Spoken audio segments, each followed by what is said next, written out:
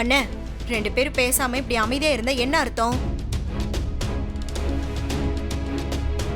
சொல்லுங்கண்ணே. இந்த புவனா சொத்தை நாளா பிரிக்கணும்னு சொல்லிட்டு போறாளே, இதுக்கு என்ன அர்த்தம்? என்ன அர்த்தம்? அந்த பையன் ஜீவா மாமாவுடைய புள்ளதான்னு அழுத்த திருத்தமா சொல்லிட்டு போறாங்க. அப்போ அவங்க கேட்ட சொத்தை பிரிச்சு கொடுத்துதான் ஆகணும். அவன் ஒண்ணும் இவர் புள்ள கிடையாது அப்படி நீங்க தானே சொல்றீங்க.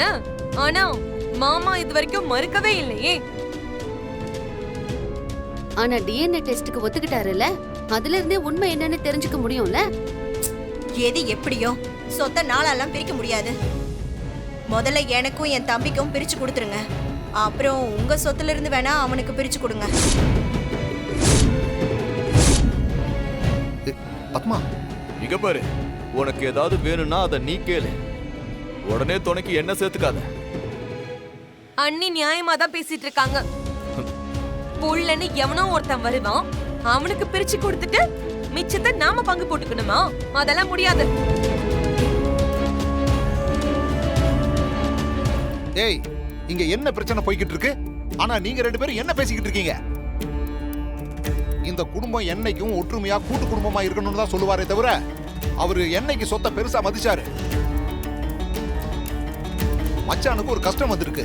இந்த நேரத்துல நாம அவருக்கு துணையா இருக்கிறத விட்டுட்டு சொத்தை பிரிக்கிறத பத்தி பேசிக்கிட்டு இருக்கீங்க. அண்ணன், பேச வேண்டியதை அப்பப்பவே பேசிடணும். அவன் மாமாவுடைய புள்ளன்னு தீர்ப்பாயிடுச்சுன்னு வச்சுக்கோங்க, அப்ப போய் கொய்யோ முய்யோன்னா கத்திட்டு இருக்க முடியாது.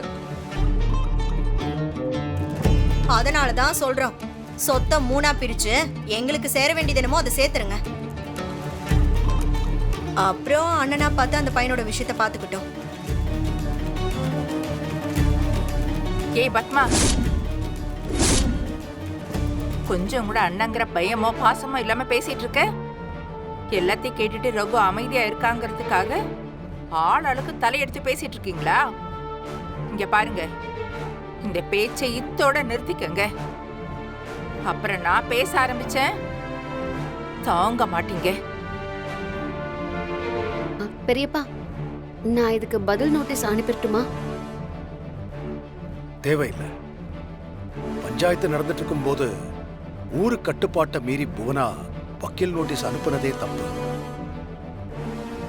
பதிலுக்கு நாமளும் அதே தப்ப பண்ண வேண்டாம். கோவில் கோபுரத்துல விழுந்த விரிசலை சரி பண்ணிட்டு இருக்காங்கல்ல, முதல்ல அந்த வேலை முடியட்டும், அப்புறமா பாத்துக்கலாம்.